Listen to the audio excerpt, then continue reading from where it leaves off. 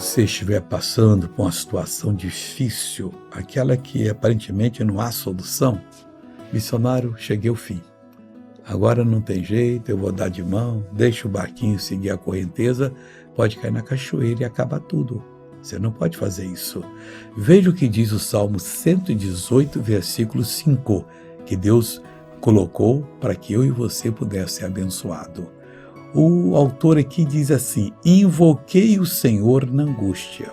É na hora do problema que nós temos que invocar.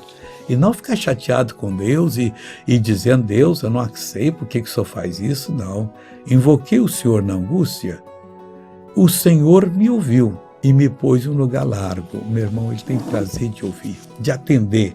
E Ele vai colocar você num lugar largo. A proteção é sua e você será uma pessoa feliz, abençoada e que vai dar um lindo testemunho dizendo: Deus me honrou, invoquei na angústia e Ele me pôs no lugar largo. Agora deixa eu mostrar para você esse testemunho e já volto para orar com você. Você não fazia isso? Não, Quanto tempo você vem com esse mal? já tem uns 10 anos. 10 anos? Não podia levantar o braço? Não. Olha que coisa linda, palmas para Jesus. Viu como é que Deus é bom? Ele quer ser bom para você também. Vamos orar? Pai, oramos. Pedimos a misericórdia, a graça, a ajuda. E Deus, eu uno a minha fé com a fé dessa pessoa que está orando comigo. Eu repreendo todo o mal da vida dela e mando que saia.